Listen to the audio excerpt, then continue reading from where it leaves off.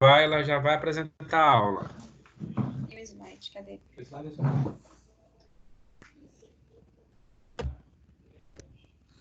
Pronto, já estou vendo. Ok, pessoal, bom dia. Estão me ouvindo bem, né? Uma pessoa só liga o microfone e responde. Estão me ouvindo bem? Sim. Sim. Ótimo. Então vamos começar a nossa Sim, aula. estamos sim. Ok. Nada como um TI para resolver as coisas, né? Que bom. Mas então é isso. Ele primeiro precisou sair, entrar novamente e entender que alguém com uma caixa ligada estava causando um eco na minha voz, por isso que não estava dando certo. Mas nós somos adultos e sabemos que a gente precisa, nesse momento, ocultar os nossos microfones, tá? Para não atrapalhar a nossa aula. Vamos adiante, então. Seção 2.3, nós estávamos falando da evolução microbiana, os vírus. O que nós temos nos dias? Nós estamos vivendo uma pandemia. Essa pandemia, ela é proveniente de um vírus, tá? O Covid-19, tá bem? Então, o Covid-19, pessoal, ele provavelmente vem de um animal silvestre, tá? Esse animal silvestre, ele infectou um animal doméstico. O animal doméstico é aqueles que que nós podemos consumir, tá? E infectou esse animal doméstico e, por sua vez, esse consumo, ele veio contaminado e, a partir daí, os vírus. Os vírus, eles se modificam. A gente tem vários tipos de vírus. Nós não esse vírus a olho nu. Os vírus, eles são seres muito pequenos, eles são menores que as bactérias até. Por isso, sua visualização ela só é possível porque a gente não consegue visualizar os vírus a olho nu, somente pelo microscópio. Eles são constituídos basicamente por uma capa proteica denominada de capsídeo, tá? É formado por pequenas unidades de proteínas inchadas de quem? De capsômeros. Essas estruturas, elas estão envolvendo quem? O genoma desse vírus, que pode ser um DNA ou pode ser uma dupla fita ou uma fita bem simples de RNA. E eles se apresentam de várias formas. Eles podem ser de forma circulares, tá bem? Mais arredondado, ou pode ser de forma linear. Alguns vírus, além deles terem essa cápsula, né? Alguns vírus, além dos capsídeos, eles possuem também um envelope, tá? Eles podem vir em forma de cápsula ou vir em forma de envelope, dentro de alguma coisa, dentro de uma cápsula, tá? Estes são chamados, então, de vírus envelopados. Essa cobertura mais externa que possui nele, ela pode ser composta de quem? De lipídios e polissacarídeos. Os lipídios são as gorduras. Inclusive, em estudos que a gente tem sobre o Covid-19, ele, na verdade, é uma cápsula de gordura. Ele é encapsulado e ele é uma cápsula de gordura. Daí a necessidade da gente lavar o tempo todo as mãos, tá? Com água e sabão. Porque você lavando com água e sabão, por ele ser uma cápsula de gordura, ele vai escorregar e ele vai sair do seu organismo, ele vai descer. Se tiver na sua mão e você lava, ele vai embora, tá? Vai para outro local. Então, outros, eles podem apresentar cauda, podem ter bainha, fibras caudais, e também a gente tem aqueles que a gente chama de bacteriófago, né? O que são os bacteriófagos? Os bacteriófagos, eles são vírus considerados potentes e eles vão infectar a bactéria. Então, eles vão, quando ele entra no seu organismo, os bacteriófagos, eles vão querer matar bactérias que tem ali para que ele ganhe espaço, para que ele permaneça naquele espaço.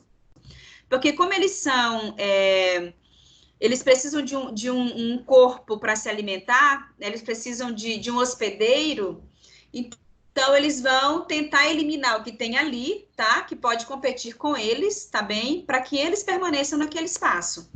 Então, vírus bacteriófagos são vírus que matam bactérias para que eles ocupem o próprio espaço. O Covid-19, ele é um vírus com um alto índice de contágio, tá? E quando ele adentra o organismo do indivíduo, ele começa ali a manifestar naquele organismo várias reações. Dentre elas, uma das reações que ele manifesta é um quadro de pneumonia, tá? Uma pneumonia que a gente chama de pneumonia viral. É por isso que os indivíduos têm a insuficiência respiratória aguda. Algo agudo é que chega em conjunto com a doença, rápido e intenso. Então, você adoeceu e já tem os sintomas, então isso é algo agudo. E a diferença do agudo para o crônico é que o crônico, ele é ao longo da vida, você vai, começa a sentir, vai sentindo, ele é ao longo de uma vida, ele demanda mais tempo, mas ele vai se instalando aos poucos, o crônico. Então, o COVID-19, que é um exemplo, ele quando se instala, o paciente, ele entra num quadro de pneumonia viral, é por isso que as pessoas têm a insuficiência respiratória aguda, porque ele abre um quadro de pneumonia viral, ele ataca o pulmão, tá? É por isso que quando você vê o raio-x do paciente, você vê nesse raio-x as formas difusas, ele vai ali tentando estragar aquele pulmão, tá? Causar danos. Então, vamos adiante. Os vírus, eles são considerados o quê? Parasitas. Eles precisam de um organismo para se manterem vivos, tá? São parasitas, eles são intracelulares, obrigatórios pela necessidade de infectarem uma célula viva. Então, eles precisam adentrar uma célula viva para ali ele ter o quê? A energia, ele se alimentar e se manter vivo, tá bem? Uma vez que não possui metabolismo próprio, não produzindo, assim a energia, ele não produz a sua própria energia. Se ele não produzir a sua própria energia, ele não vai conseguir se multiplicar, mas se ele adentrar no organismo, aí aquele organismo que ele adentrou consegue alimentá-lo e ele vai conseguir se multiplicar rapidamente, tá? Então, além dele ser um vírus, por exemplo, o COVID-19, altamente contagioso, ele se multiplica muito rápido no organismo. Principalmente se for um organismo que esteja indefeso, tá? O que é um organismo indefeso? Pessoas que já têm problemas respiratórios, já têm problemas pulmonares, pessoas com baixa imunidade, tá bem? Então, o que seria essa multiplicação viral? Quando a gente fala em multiplicação, quer dizer que são vários vírus, tá? Multiplicação é um que deu origem a vários outros. Então, no caso da reprodução do vírus, a forma como penetra, se desenvolve dentro da célula, pode variar, mas, de uma maneira geral, há uma semelhança entre os ciclos. Então, o vírus, ele tem um ciclo de sobrevivência, tá? Fora de um organismo, ele pode se manter vivo ali, a gente até viu na aula passada. Ele pode se manter vivo por horas, por dias e por semanas, tá? Então, ele pode estar ali, aguardando um organismo chegar para que ele possa atacar e ele pode ficar vivo por algumas horas, por alguns dias, aí depende do ciclo do vírus, tá bem? Então, a gente tem vários tipos de vírus. O ciclo mais conhecido e estudado é o do próprio bacteriófago, tá? Que ciclo é esse? Como é que se dá esse ciclo? Como é que se dá esse mecanismo? Existem dois mecanismos. O lítico, que ocorre a lise e morte da célula hospedeira. Quando ele entra no organismo, ele vai matando células para justamente ganhar o espaço. Ele se alimenta e ele vai destruindo. É por isso que as pessoas vão a óbito, porque ele vai matando a célula. Ele se alimenta e mata aquela célula viva. E o lisogênico, a célula hospedeira, ela vai permanecer viva, mas vai existir uma luta ali, tá, desse micro-organismo com o seu organismo, tá bem? É importante lembrar que nós temos as nossas defesas, tá bem? Quando um vírus, ele adentra o nosso organismo, a gente tem um sistema chamado de sistema linfático, né, que é a nossa imunidade, que ele atua como defesa em nosso favor. Então, existe dentro do nosso organismo internamente uma luta, um combate mesmo, tá? Uma luta do nosso organismo lutando contra aquele vírus. Só que, às vezes, a nossa imunidade está tão baixa que o nosso organismo não tem força para lutar. E aí o vírus, ele acaba ganhando mais espaço e acaba saindo como vencedor. Em que momento que ele sai como vencedor? Quando o paciente foi a óbito. Aí quem venceu essa batalha foi o vírus. Ele causou a patologia, tá? E aí acabou ganhando espaço nesse organismo e o indivíduo veio a óbito. Mas é importante lembrar que o nosso organismo, ele luta contra o vírus. Agora, nem sempre ele consegue, porque depende também de fatores que são externos, né? Que fatores são esses? Nós temos dois tipos de imunidade. Nós temos a imunidade inata, aquela que nós nascemos com ela, que ela é formada ainda quando nós estamos nos ventres das nossas mães, que é na fase embrionária. E temos a imunidade que é adquirida, que é aquela que a gente adquire ao longo dos nossos dias, do nosso crescimento e desenvolvimento, que ela vem a partir de uma boa hidratação, de uma boa alimentação, de bons repousos, de atividade física.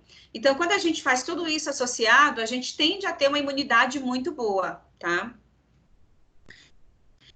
Quando você não faz isso, não se hidrata bem, não se alimenta bem, não faz nenhuma atividade física, você vulnerabiliza o seu organismo, ou seja, você deixa ele exposto a vírus e bactérias, porque a imunidade, ela precisa estar bem para poder o nosso organismo responder bem. Se ela não estiver bem, não estiver boa, o nosso organismo vai ser atacado, está vulnerável a ser atacado. Então, a morfologia dos vírus, morfo é forma, logia é o estudo, a forma desses vírus. Os vírus, apesar de serem extremamente pequenos, ele possui morfologia que varia como helicoidal, tá? É tipo helicoidal, é uma forma de um bastão longo, como, por exemplo, o vírus da raiva, ele se apresenta como um bastão longo. Ou ele pode vir de forma poliédrico, tá? Que é forma de é uma forma que ele tem icosaedro, como, por exemplo, o adenovírus. É diferente do helicoidal, tá? Mas eles se apresentam de várias formas, aí depende do vírus. Os envelopados, eles costumam ser esféricos, em forma de esferas, tá? Os helicoidais e os poliédricos, eles podem ser envelopados, como, por exemplo, o influenza vírus, o H1N1, a gripe, né, H1N1, ele é o vírus influenza. E é um vírus helicoidal envelopado também. Então, depende da forma que ele se apresenta, tá? E são vários tipos, tá bem? Mas aqui eu quero que vocês entendam que a gente não tem só um tipo de vírus, são vários vírus e ele se apresenta de várias formas, tá bem? E eles podem ser complexos também, que são formados por estruturas mais complexas. Por exemplo, esses próprios bacteriógrafos, tá? Que eles, na verdade, eles querem ganhar o espaço que seria o espaço das bactérias. Então, eles vão atacar as bactérias para que eles consigam ter mais espaços no nosso organismo. Os bacteriófagos, tá? Gente, alguém tá com o seu microfone ligado, daqui eu tô conseguindo ouvir, tá? A pessoa batendo em alguma coisa. Então, é importante que você desligue o seu microfone, para poder não atrapalhar nessa aula, tá? Alguém com o microfone ligado, por favor, desligue seu microfone. Então, eu até sei dizer quem é, mas eu não gostaria de citar o nome. Eu quero que você desligue o seu microfone, porque eu estou vendo que seu microfone está ligado, tá? Se insistir em ficar ligado, eu vou ter que citar o nome, tá? Então, o icosaedro é um formato de poliedro, tá? Que ele tem mais ou menos umas 20 faces. Eu vou mostrar para vocês aqui, por exemplo, olha aqui essa imagem. Isso aqui é um tipo de vírus, tá? É o bacteriófago, tá? É um tipo de vírus. Olha como ele é. Ele tem essa cabeça aqui, ó, poliédrica, tá bem? Ele tem uma bainha helicoidal, um corpo comprido. E olha como ele tem aqui, ó, tá? Ele é um vírus horroroso, feio, tá bem? E ele tenta atacar a bactéria para que ele ganhe espaço, tá? Pessoal, desliga o microfone de vocês, por favor. Quem tá com o microfone ligado.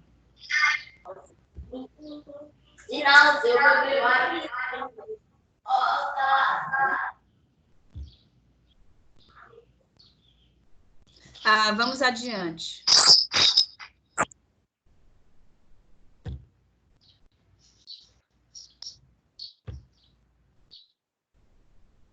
A classificação dos vírus. Para classificar os vírus, nós devemos considerar os seguintes Fala itens. logo quem é, professora, porque está atrapalhando. Eu vou ter que falar, não tem para onde, não tem como, eu vou ter que ver aqui, falar, infelizmente, né? E olha que é porque a gente está lidando com pessoas adultas, né? Então, a classificação dos vírus. Para classificar os vírus, nós devemos considerar os seguintes itens: a morfologia, o tipo de ácido nucleico, tá? O tipo de proteína, o tipo de hospedeiro e o modo de transmissão e os tipos de vetores, tá bem?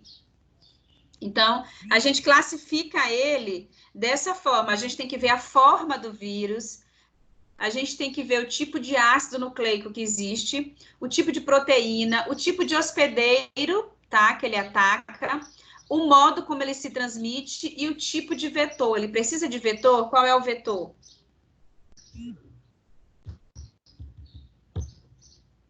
Alguns fatores podem interferir na sobrevivência dos vírus, como, por exemplo, a temperatura, a luz solar, a umidade, o pH e o tipo de superfície.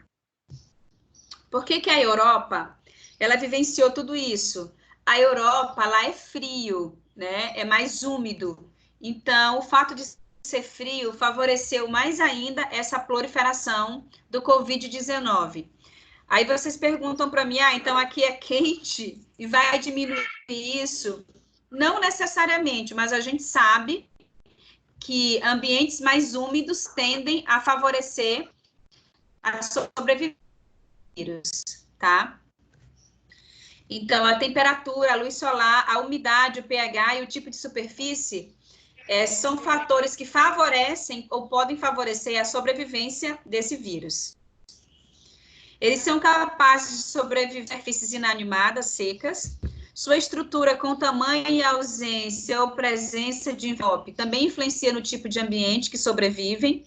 E além da presença de nutrientes de micro-organismos, mantemos esses vírus vivos, tá? De que forma? Porque a gente acaba criando um ambiente que favorece a sua proliferação. Ambientes úmidos, com pouca ventilação, tá? Somos nós que favorecemos. Então, aí acaba que mantém eles vivos, tá bem? Só um pouquinho, que eu vou só avançar aqui.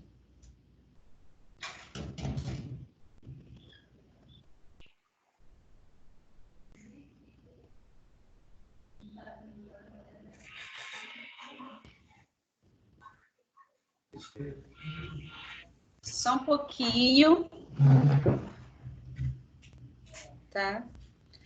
Então, os vírus, de modo geral, eles sobrevivem melhor em temperaturas mais baixas e com pouca incidência de calor. Então, é que justifica alguns países da Europa eles terem, né, uma alteração. Bem, só um pouquinho.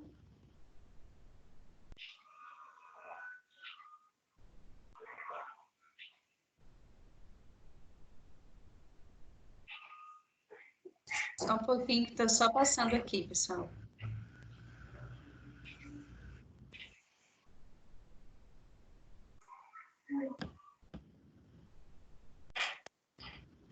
Lucas Emanuel, eu preciso que você desligue o seu microfone, tá?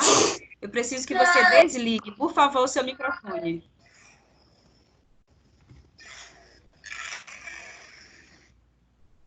Agora sim.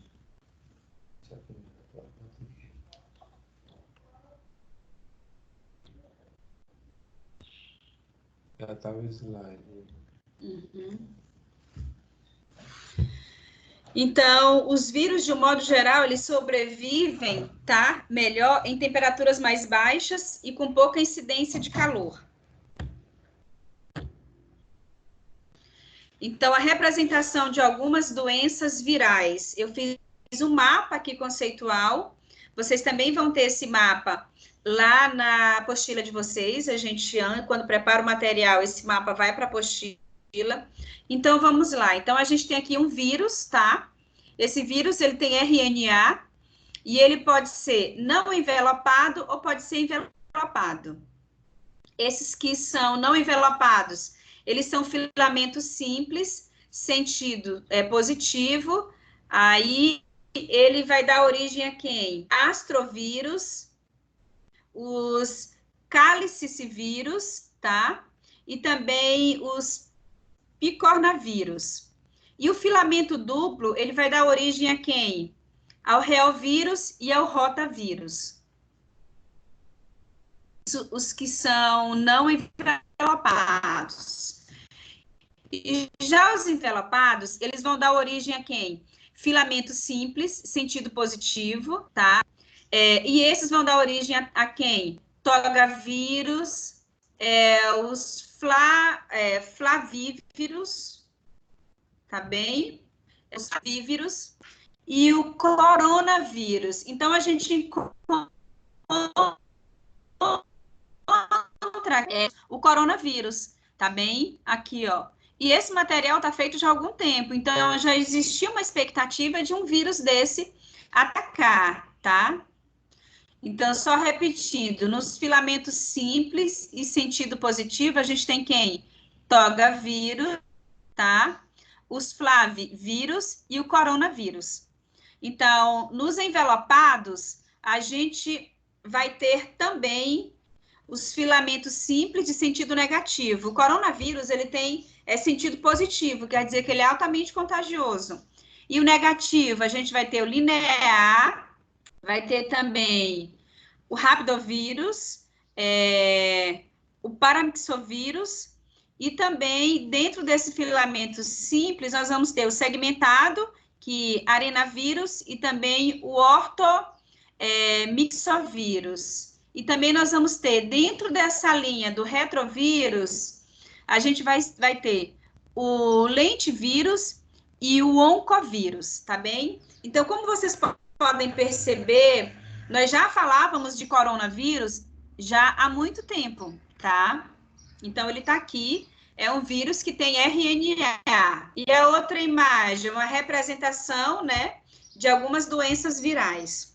Então, a outra imagem, a gente tem o vírus com DNA, porque a gente pode ter vírus com RNA ou com DNA, aí depende da morfologia do tipo do vírus. Então, a gente tem no DNA os vírus não envelopados, filamento simples linear, tá? E o parvovírus. Aí nós temos também filamento duplo linear, o adenovírus, tá? E nós temos o filamento duplo circular. Nesse nós temos o papilomavírus, tá? E o poliomavírus, tá bem? O papilomavírus, aquele que é causado por um tipo de DST. Olha aqui, ó. Ele tá bem aqui.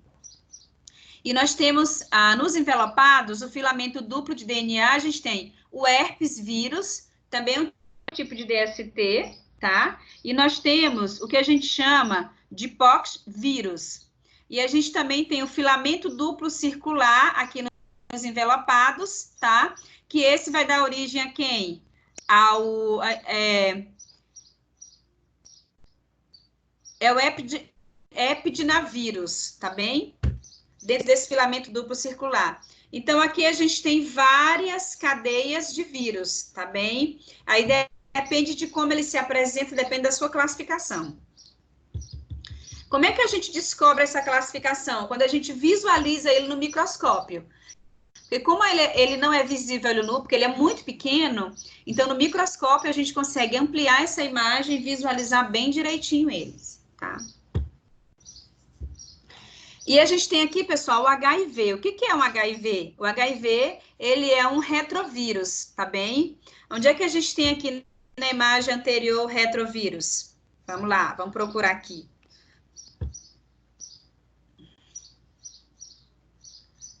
Dentro dos não envelopados, ele está aqui? Não.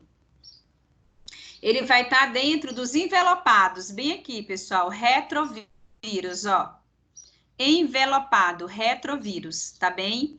Ele se apresenta bem parecido na questão da sua morfologia, da sua forma, como o coronavírus. O coronavírus, ele também é envelopado, ó, tá? Então, o HIV, ele é um retrovírus, que ataca o sistema imunológico, causando quem? A AIDS, que é a síndrome da imunodeficiência adquirida. Como os vírus, eles são parasitas celulares, é importante que a gente entenda e pesquisa sobre a relação que eles têm, tá? Como esses vírus, como os vírus são parasitas celulares, é importante que a gente pesquise com relação ao tipo celular que esse vírus ataca e como a doença ela vai agir no organismo da pessoa que é infectada, tá bem? Então, cada vírus, ele manifesta uma doença, e essa doença, ela apresenta os sintomas. Então, a partir dos sintomas clínicos, a gente consegue perceber que vírus que ataca aquele organismo. Então, o que são as vacinas em todo esse meio? Ela é um método de imunização. Ela contribui muito para a saúde pública, protegendo crianças e adultos contra diversos tipos de doença.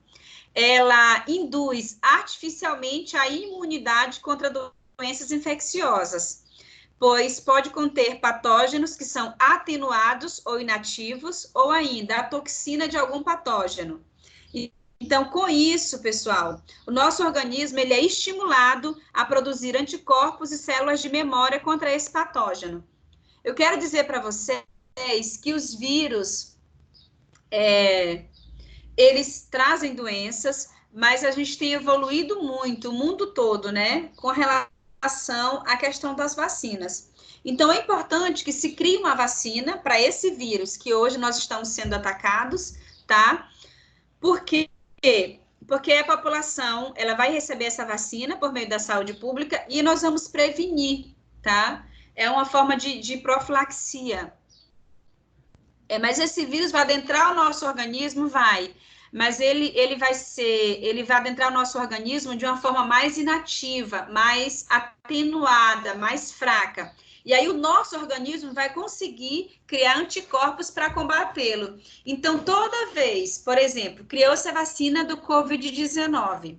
Então, toda vez que a gente for infestado por ele, o nosso organismo já reconhece esse vírus, ele tem os anticorpos, que são as células de memória, e ele não vai nos atacar a ponto de nos levar a óbito. Tá? O que vai acontecer? Ele ataca, mas como o organismo já conhece, já tem defesa para isso. Tá bem? Então, o que significa a palavra atenuado, pessoal? Atenuado são organismos que estão vivos, mas eles foram modificados, tá bem? Para em uma situação normal, eles não serem capazes de nos causar doenças. E sim fazer com que o sistema imune os reconheça e comece a produzir anticorpos, tá? Contra eles. Então, eles são atenuados para que o nosso organismo consiga criar anticorpos. O que são as vacinas, tá?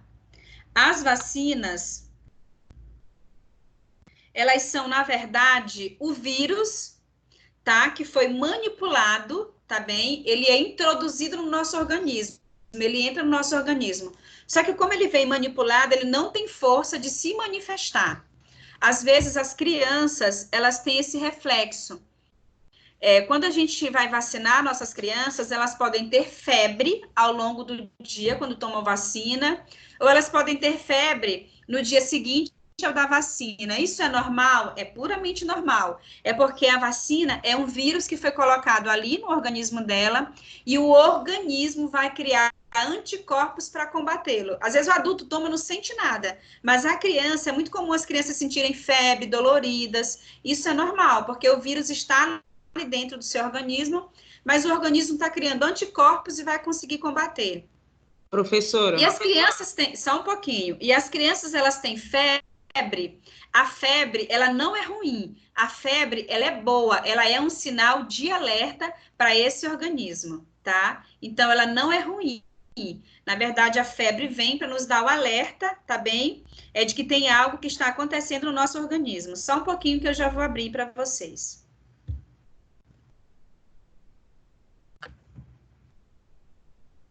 Só um pouco, tá?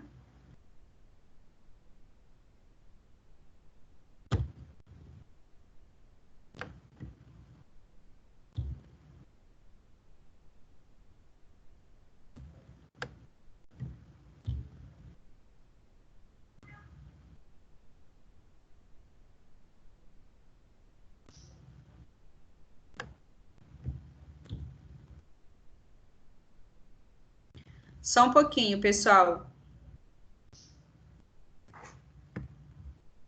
Só um pouquinho.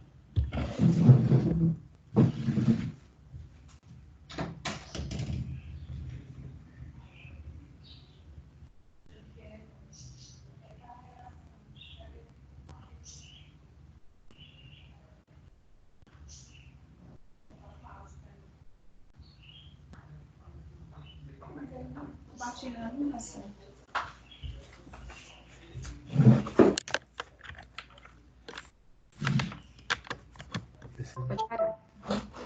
É só ter aqui, ó. Pois é, eu fui, mas não deu certo. Parar a gravação.